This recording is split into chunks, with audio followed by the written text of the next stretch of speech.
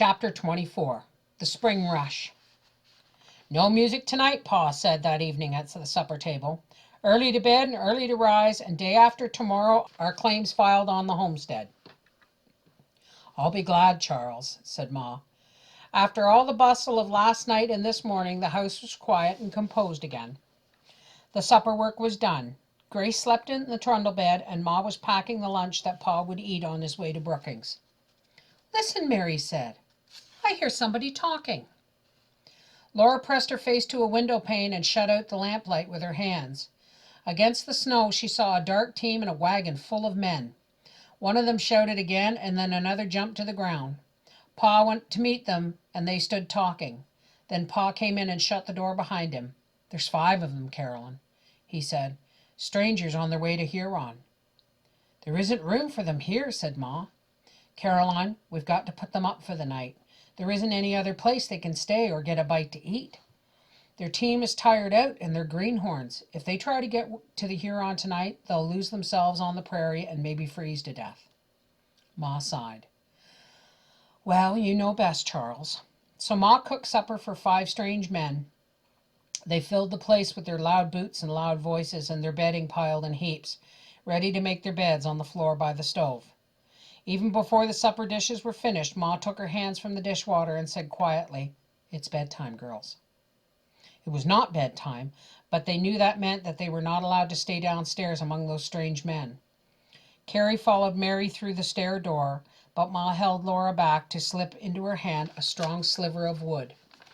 "Push this into the slot above the latch," Ma said. "Push it in well and leave it there. Then no one can lift the latch and open the door. I want the door to be locked. Don't come down until I call you tomorrow morning." In the morning, Laura and Mary and Carrie lay in bed after the sun was up. Downstairs they heard the strangers talking and breakfast dishes clattering. Ma said not to come until she called us, Laura insisted. "I wish they'd go away," said Carrie. "I don't like strangers."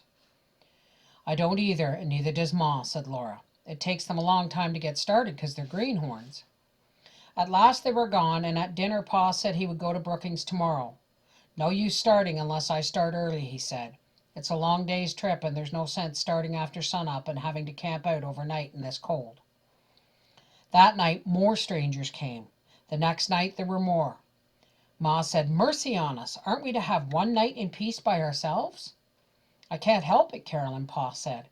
"We can't refuse folks shelter when there's nowhere else they can stay." "We can charge them for it, Charles," Ma said firmly. Pa did not like to charge folks for shelter and a meal, but he knew Ma was right. So he charged 25 cents a meal and 25 cents for shelter overnight for man or horse. There was no more singing, no more comfortable suppers or cozy evenings. Every day more strangers crowded around the supper table, and every night, as soon as the dishes were washed, Laura, Mary, and Carrie had to go up into the attic and fasten the door behind them.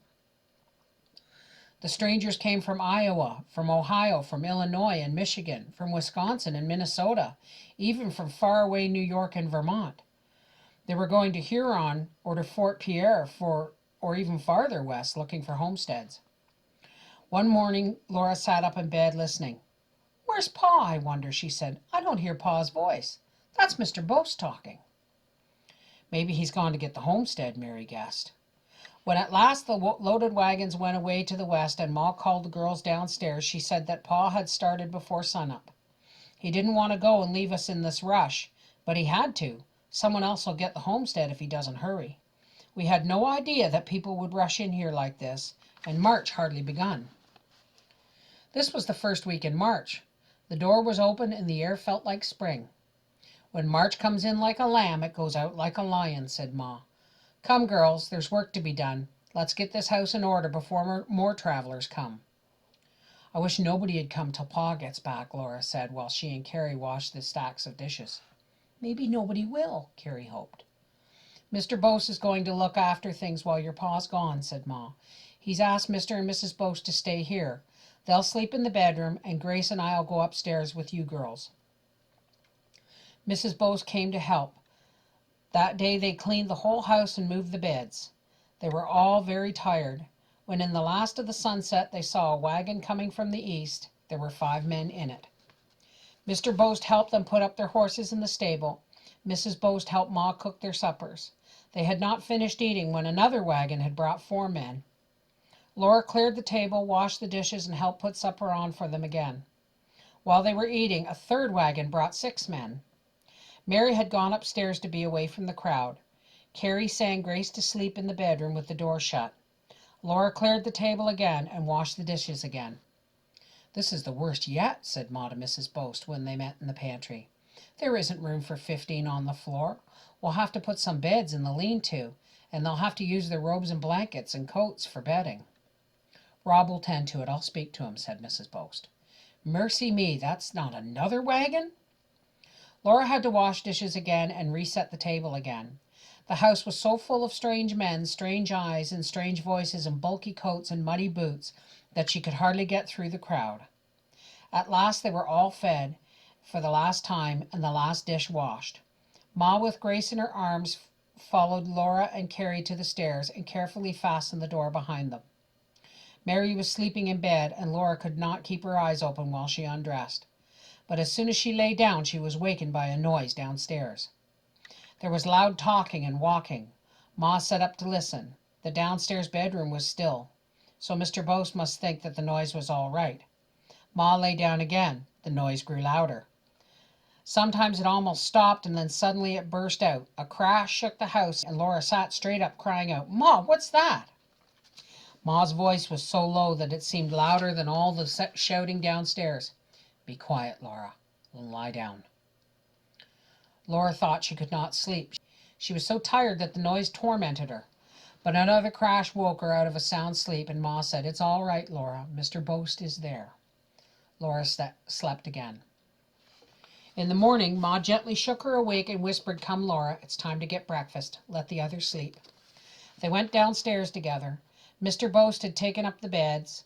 Tousled and sleepy red-eyed men were getting into their boots and coats. Ma and Mrs. Boast hurried breakfast. The table was small. There were not dishes enough, so that Laura had to set the table and wash the dishes 3 times. At last the men were gone, and Ma called Mary while she and Mrs. Boast cooked more breakfast, and Laura washed dishes and set the table once more. "My, such a night!" Mrs. Boast exclaimed. What was the matter? Mary wondered. "I think they were drunk," Ma said, tight-lipped. "I should say they were," Mr. Boast told her.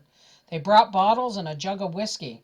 I thought once I'd have to interfere, but what could I do against a crowd of 15 drunks? I decided to let them fight it out unless they set the house afire." "I'm thankful they didn't," said Ma. That day a young man drove up to the house with a load of lumber. He hauled the boards from Brookings to build a store on the town site. Pleasantly he urged Ma to board him while he was building, and Ma could not refuse because there was no other place he could eat. Next came a man and his son from Sioux Falls. They had brought lumber to build a grocery store. They begged Ma to board them, and after she agreed, she said to Laura, "Might as well be hung for a sheep as a lamb." "If Ingalls doesn't hurry back, we'll have a town here before he comes," said Mr. Boast. "I only hope he's not too late to file on the homestead," Ma replied anxiously.